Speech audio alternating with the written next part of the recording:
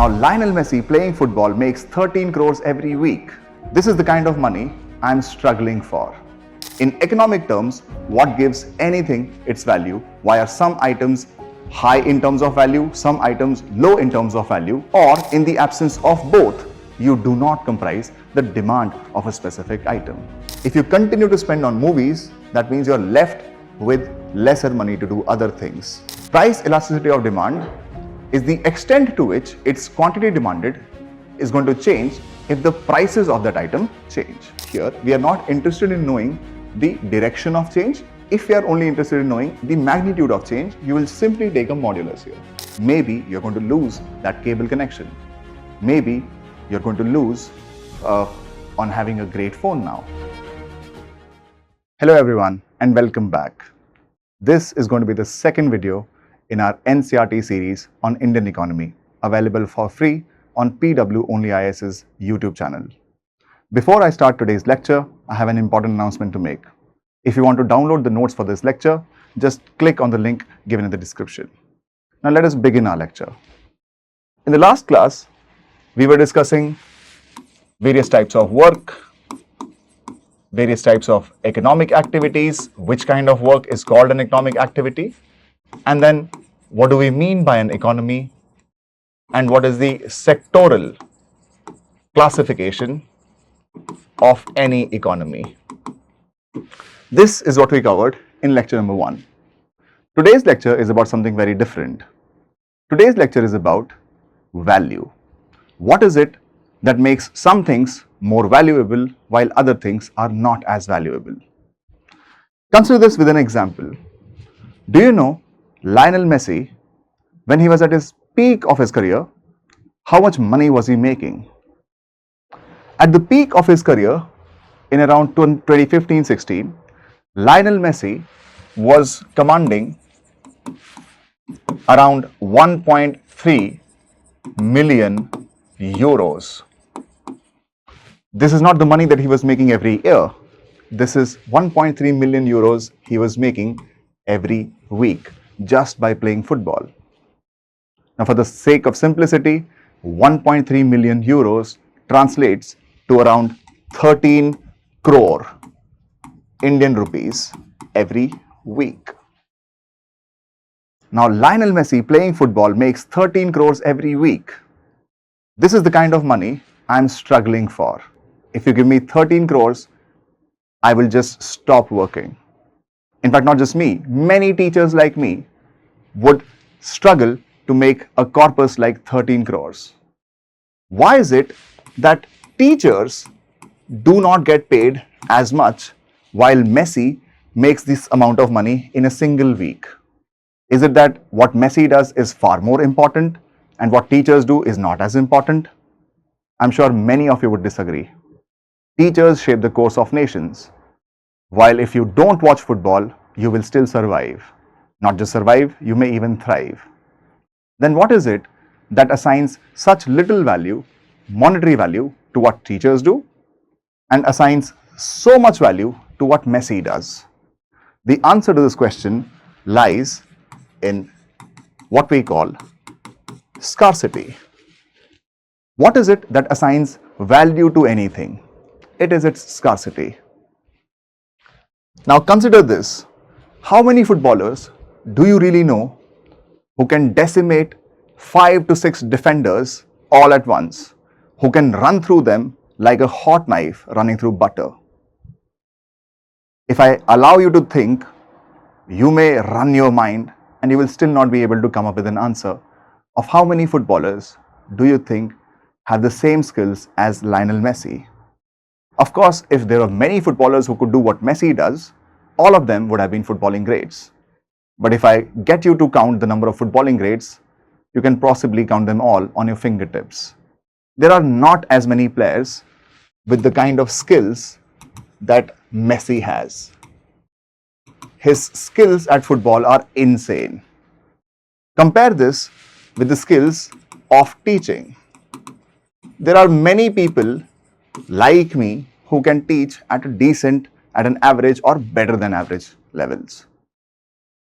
The skills that Messi has, they are very scarce. but the skills required for teaching are not as scarce. This is what assigns value to anybody's work. Now, is it just scarcity? No. It is in reality scarcity relative to use. Two things which assign anything its value. Scarcity in relation to the use of that thing. Consider this with an example.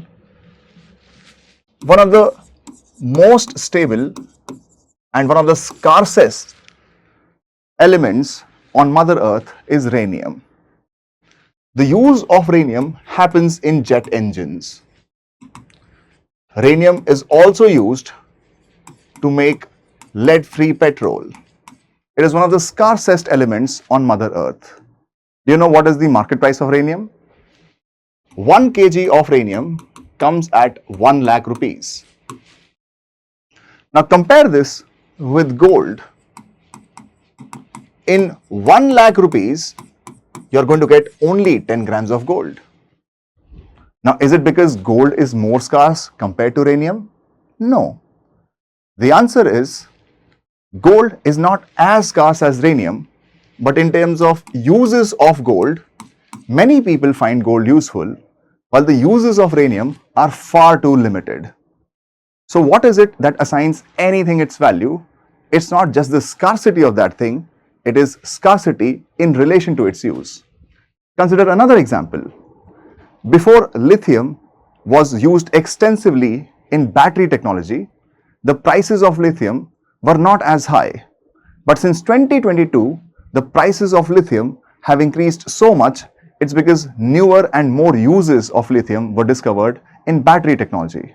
So much so that lithium is today called white gold. So every time somebody asks you, why is it that I am not paid as much while others are? The answer could be in terms of what he does. Maybe what he does, there are many people who can do the same. What you have to remember is, every time you think of value, every time you think of prices, you always have to ask yourself, how scarce is that item compared to how much is the use of that item? Now, scarcity and use in relation to use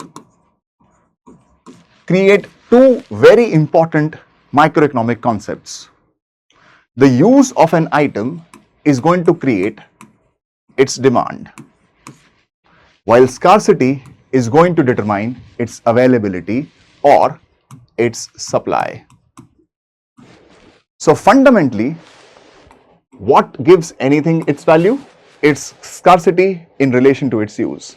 In economic terms, what gives anything its value? Why are some items high in terms of value, some items low in terms of value, is determined in terms of two forces, one that of supply and the other that of demand. Supply in relation to demand. If there is an item which is available in high supply, but it's not demanded as much, it will be far less valuable. Compare this with an item which is demanded a lot, but is not available in as much supply, it will have a far higher value. Supply and demand have to be understood if you have to be a decent student of economics. Now, remember in the last lecture, we were talking about human beings having needs and wants. Are all needs and wants going to create demand?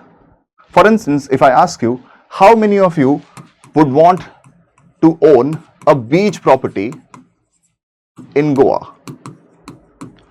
On the Mandarin beach in Goa, there is a beautiful palatial bungalow. This bungalow, how many of you want? I'm pretty sure everybody watching this video would like to own a beach property in Goa. And given the number of people that we have as subscribers, I can reasonably say if I ask this question to everybody in India, most probably everyone in India is going to reply in an affirmative. Everybody wants to own a beach property in Goa. In India, I'm pretty sure around 100 crore people would want to buy this beach property, would want to own this beach property. So, If I have to say, is the market demand for this beach property around 100 crore units? Does everyone who wants a beach property in Goa comprise the demand for beach properties in Goa? The answer is a clear no. Now I tell you that this beach property costs 5 crore rupees. How many of you look at this price and think, okay, this is a reasonable price, I am willing to pay this price? I'm very sure amongst these 100 crore people, maybe 10 crore people find this price fair. They have looked at prices of properties in Gurgaon, in Delhi, in other cities, and they believe Goa is a great place to be. So if somebody is asking 5 crores for a beach property in Goa, not as bad a price. I'm pretty sure many people will not find this price fair. Now I follow it up with another question, which is, how many of you will be able to pay this price? Amongst these 10 crore people who find this price to be reasonable, who would pay this price willingly, now if I ask of them, how many of you actually have 5 crore rupees to pay for this property? And I'm pretty sure this number is going to drop down drastically. It may run into maybe 10,000 people. 100 crore people want this property. 10 crore people looked at this price and were willing to pay this price. Amongst these 10 crore people, only 10,000 people are also able to pay this price. So what we can say is that the market demand for beach properties in India is only and only this. Not everybody who needs or who wants an item comprises its demand. Demand is very different. What is demand? Demand of a commodity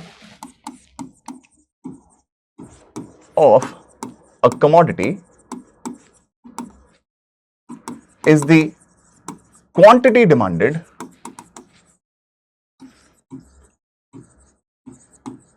of that commodity given its prices that people are willing and able to pay. Remember, for anybody to comprise demand for anything, two things are fundamentally important. One, when you look at that price, you are going to be willing to pay that price. Second, when you look at that price, not only are you willing to pay that price, you also have to be able to afford that particular price. Only then do you comprise the demand of an item. In the previous example, 100 people wanted beach properties. Amongst 100 people, only 10 crore people found that 5 crore rupees for a beach property is something that they are going to be willing to pay. Amongst these 10 crore people, only 10,000 people have the ability to pay that price. Only those people who have both the willingness to pay the price as well as the ability to pay the price will comprise the demand of that item. Demand is very different from needs, from wants, and from desires. In the absence of the willingness to pay, or in the absence of the ability to pay, or in the absence of both, you do not comprise the demand of a specific item. In the absence of the ability to pay, you comprise only the desire of a specific item. Now, the next important thing for you to understand is that certainly there is a relationship between demand and prices. And the relationship between demand and prices is given by what is called the law of demand. Now, what does the law of demand say? The law of demand says, ceteris paribus, which is essentially speaking Latin for keeping all else constant. Keeping everything else constant, the quantity demanded of a commodity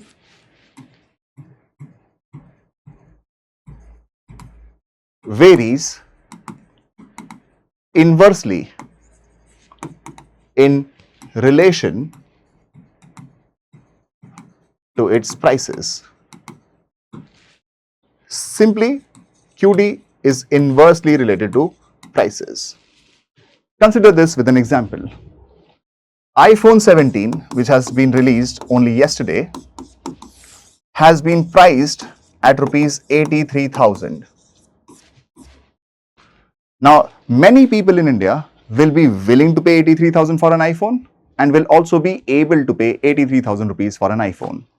All of them comprise the demand for iPhones. The number of people, the number of units demanding those iPhones will comprise the market demand for iPhones in India. Now, what if the price of iPhone 17 was declared not to be 83,000 rupees?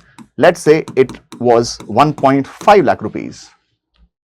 Quite obviously, many people will now not be willing to pay this price, because at this price, they may spend this money, or they may think of spending this money on something else. They may find that this price is not reasonable. They may find that this price is too high. They may find that for this technology, iPhone 17, paying 1.75 or 1.5 lakh rupees is not reasonable. You can get far better items at 1.5 lakh rupees. So some people's willingness to pay this price will reduce. Similarly, many people who could afford an iPhone at an 83,000 rupees will not be able to afford an iPhone at 1.5 lakh rupees, which means whatever was the market demand at this price will not be the same at a price of 1.5 lakh rupees. Many people's willingness to pay this price is going to erode. Many people's ability to pay this price is also going to erode, which means that at 83,000 rupees, quantity demanded could have been something, but at 1.5 lakh rupees, the quantity demanded will definitely be lesser than what it was at 83,000 rupees. Now, what is the reason behind this relationship? Why is it that when prices of an item increase, the quantity demanded decreases, or conversely, when prices of anything increases, the quantity demanded, decreases, quantity demanded should increase? What's the real reason behind it? The reason behind it lies in what is called opportunity cost.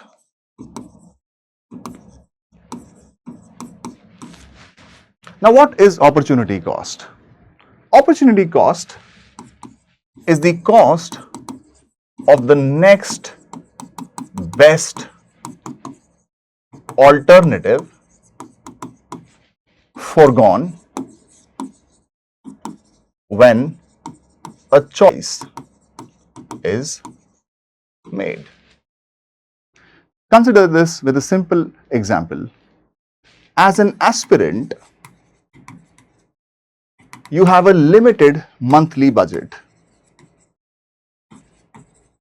Let's say you have a monthly budget of 20,000 rupees, and in this monthly budget, you have to make so many expenditures. You have to pay for your rent, you have to pay for electricity, you have to pay for food, you have to pay for your coaching material, and some money you also pay for entertainment or leisurely purposes. For example, you go to movies, and you go to movies every week. You spend some money on internet also. Because you're all an aspirant, you cannot study 24/7. Sometimes your brain requires you to take some rest. Sometimes you require to distract yourself. And a good, reasonable, healthy distraction is possibly going and watching a movie. Which means, in this limited budget, there are many things that you have to do. Now, let's say that at a movie ticket price is 250 rupees. Every week you watch a movie, which means you spend rupees 1,000 on watching movies, which means that you are now left with only 29,000 rupees to only 19,000 rupees to spend on other things. What happens when the price of these movie tickets increase? Let's say the price of movie tickets increased not to 250 rupees but to 500 rupees. Now, if you want to watch a movie every day, you will have to spend 2000 rupees on movies every day, which means that you will now be left with only 18,000 rupees to do other things. And some of the other things would be more important than just watching a movie. Because every time you choose something, you are letting something else go. In this 2000 rupees, you could have done something else. You could have gotten more coaching material. You could have continued to eat the food that you're doing. But if you spend this 2000 rupees on movie tickets, that means you now have lesser money to do other things. You will have to let go of some of the other things. Possibly you may have to let go of your favorite meal that you take every Sunday. Possibly you will now spend lesser on coaching material. Now, if the price of movie tickets increases, if you continue to spend on movies, that means you're left with lesser money to do other things. And as rational consumers, every time we have to spend our money, we ask ourselves, could this money have been spent on something else or something better? Because as the price of any item increases, the opportunity cost of spending also increases. Which means, now if you want to buy movie tickets at higher prices, you will have to let go of other things. In your limited monthly budget, you have to make sure that you have to do many other things also. And if the price of one of those things increases and you decide to spend money on an increased price, which means you will be left with lesser money to do other things. And that could be a significant consideration. For example, if you wanted to still go watch movies every week, you may have to give up on one day of meal. If you increase the price furthermore, let's make the price of a movie ticket 1000 rupees, which means if you still want to watch a movie every week, you will now have only 16,000 rupees to do other things, which means that the amount of other things that you have to forego because you are choosing to go to movies is now increasing. As the price of an item increases, the opportunity cost also increases. The same money you could have used on other things. This is the reason why demand and prices are inversely related. Consider another example. What if these movie tickets became half in price? Which means now they cost you 125 rupees only. Which means now if you want to watch a movie every week, you will be spending only and only 1000 rupees. Not 1000 rupees, 500 rupees only. Which means you have 500 rupees extra to do other things. Now your ability to watch movies is going to increase. You now can watch not just 4 but 8 movies every month. This is the simple specific reason as to why quantity demanded and prices are inversely related to each other. This relationship, when expressed in a graph, will look something like this. On this graph, on the y-axis, if we keep the unit price of an item, and on the x-axis, if we keep quantities, the relationship between demand and prices can be shown something like this. This is what is called the demand curve. And what does the demand curve say? It says that at a lower price P1, quantity demanded of an item is Q1. As the price increases from P1 to P2, the quantity demanded decreases from Q1 to Q2. The other way around is also true. If the price of an item decreases from P2 to P1, the quantity demanded of that item increases from Q2 to Q1. And the answer why this happens lies in what is called opportunity cost. As the price of an item increases, the opportunity cost of spending on that item also increases. We are all limited or constrained in terms of the amount of money that we have. If we have to spend more on some items, it means that we may have to let go of many other items from our basket. Conversely, if the price of an item reduces, which means now you will be left with more money to spend on other things. and why not on that? This opportunity cost is the reason as to why the demand curve is downward sloping.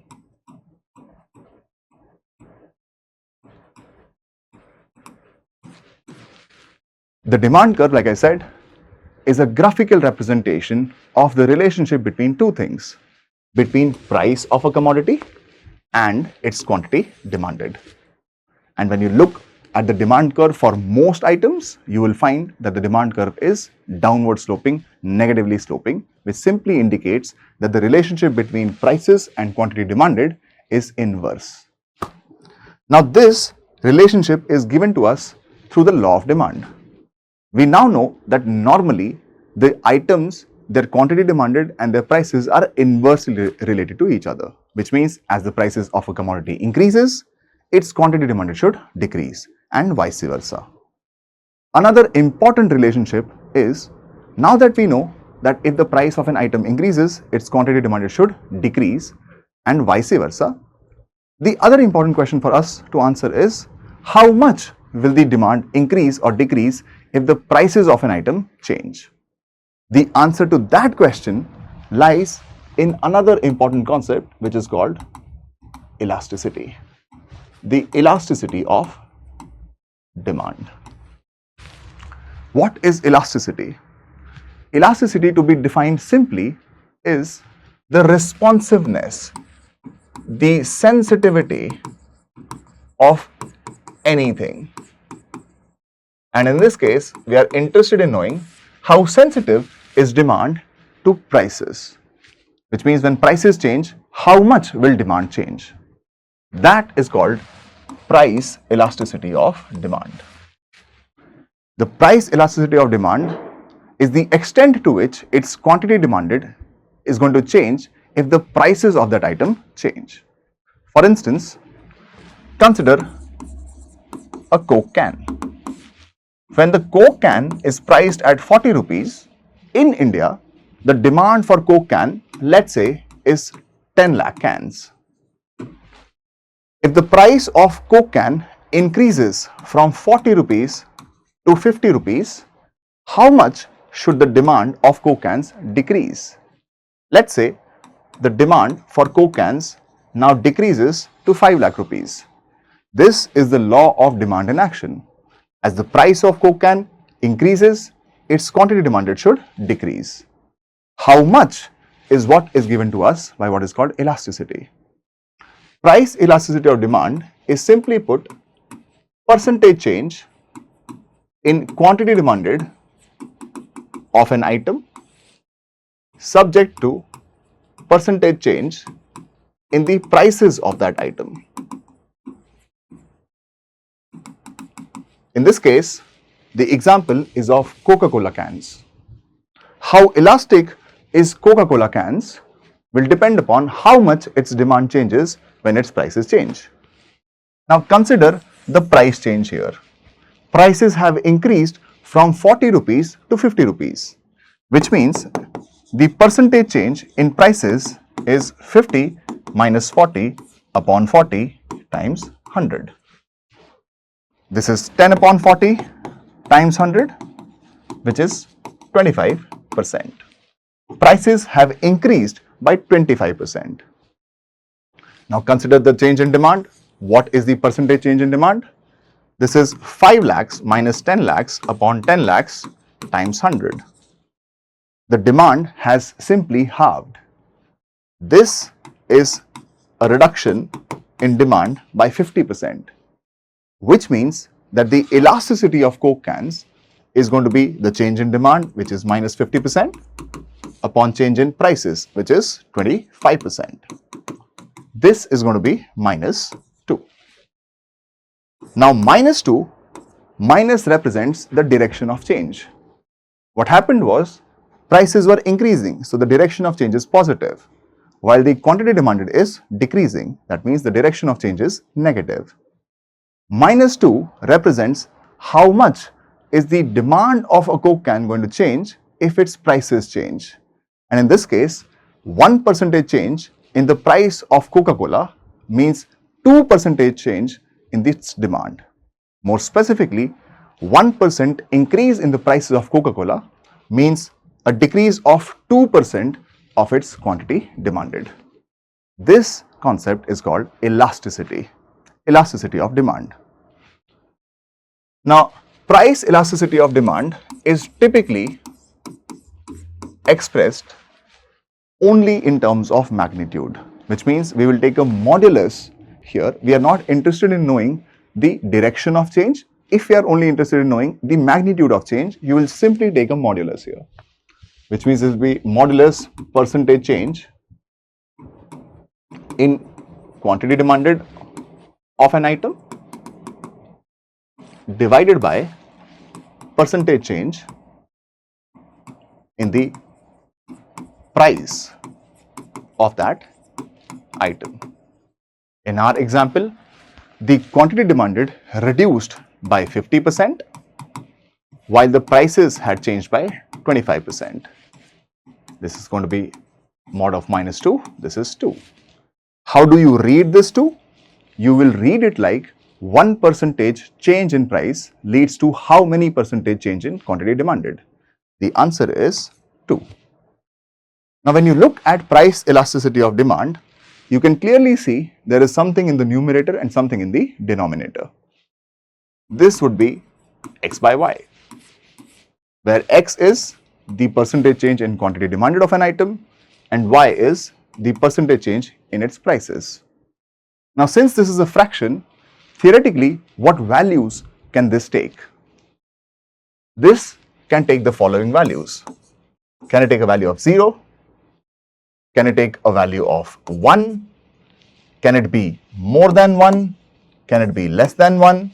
Can it even be infinite? These are the theoretical values that this fraction can take. A value of 0 would mean that nothing is changing in the demand of an item when its prices change. It simply means that there can be items where if their prices change within reason, their quantity demanded does not change. These are called perfectly inelastic items. A good example of this is essential medicines. When the prices of medicines change within reason, their quantity demanded does not change, which means that if the prices of paracetamol reduce, it's not that you are going to start popping 20 paracetamols a day. Conversely, if the prices of paracetamol increase, it's not that you're going to be stopping the use of paracetamol or reducing the use of paracetamol. What is infinite? Infinity. Infinity has to be interpreted like any minor change in the price of an item leads to a very, very high change in the quantity demanded of an item. Similarly, the value of elasticity could even be 1. This is called unitary elasticity. When the value is infinite, remember the value will not be infinite, it has to be interpreted like minor change in prices, very, very high change in quantity demanded. This case is where we say that the good is perfectly elastic, which means it's very sensitive, it's very responsive to changes in prices. You change prices minimally and the quantity demanded changes significantly. When the value of elasticity is less than 1, what we are saying is that the denominator is higher than the numerator. X by y will be less than 1 only when the numerator is less than the denominator, which means that the prices are changing more, but the quantity demanded is not changing as much. This is where you say that the good is inelastic. It's not very responsive, it's not very sensitive to changes in prices. Similarly, if the value is greater than 1, x by y will be greater than 1 when the numerator is more than the denominator, which means when the change in the quantity demanded of an item is more than the change in its prices. This means that this good is sensitive, it's very responsive to changes in prices. This is where you say that the good is elastic. Now, it's for you to think of examples of goods which could be elastic, goods which can display unitary elasticity, goods which can be perfectly elastic, goods which can be perfectly inelastic, or even inelastic for that matter. That's your homework. Try to find out goods who are very sensitive to changes in prices and goods which are not as sensitive to changes in prices. Now, about demand, there is one more thing, one last thing that we need to know. Something which is called factors that can change the demand of an item. Those factors which can change the demand of an item are called their determinants. They're called the determinants of demand. For instance, if people start to make so much more money, imagine your parents, their incomes double up. Will they not now want to buy more items? Consider this, populations. If the population of India decreases from 140 crores to 70 crores, what will happen to the demand for rice? What will happen to the demand for wheat? What will happen to the demand for electricity? What will happen to the demand for water? Will it reduce? Will it increase? Consider another example. What if the population of India doubles up magically from 140 to 280 crore? What is then going to happen to the demand for rice, to the demand for wheat, to the demand for electricity, to the demand for water? Things which can change the demand are called determinants of demand. Income is a determinant of demand. Population could be a determinant of demand. Consumer expectations could be a determinant of demand. For example, if I'm expecting that this year there's going to be very, very severe summers, what will happen to the demand for ACs? Conversely, if you're expecting that this year the winters could be really harsh, what will happen to the demand for sweaters? Another reason what can change demand is consumer preferences.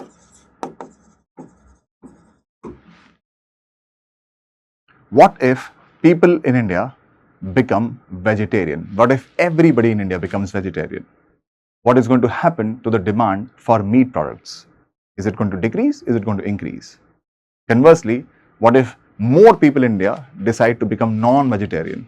What is then going to happen to the demand for meat products?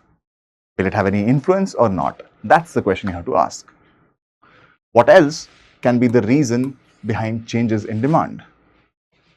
We can say that government policies can also be a reason behind change in demand. For instance, what if government decides to increase income tax? From the money that your parents are making, the government is now going to take a bigger chunk, which means your parents are now left with lesser money to spend on goods and services. What should happen to the demand of goods and services?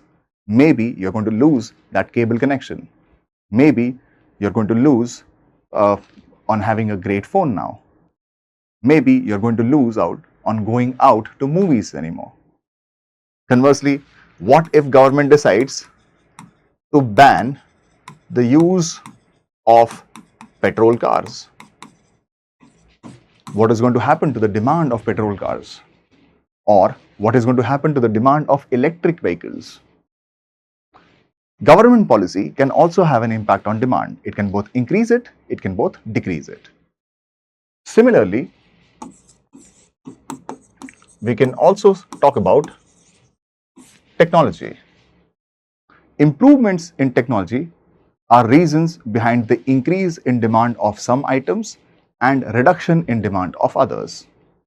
For example, when trimmers were invented, what should have happened to the demand for shaving blades? Similarly, as iPhones become better and better with technology, what happens to the demand of feature phones? As technology improves, some items are going to be demanded more, some items are going to find that their demand has now reduced. Anything and everything which can have an impact on the demand of an item is going to be called its determinant. What I've given you here is not an exhaustive list of the determinants of demand. This is just an indicative list. I would request you all to think of other factors which could also become the determinants of demand, and type them down in the comment section below. Now I will meet you in the next lecture, and that lecture will be about supply. We'll see you again. Thank you.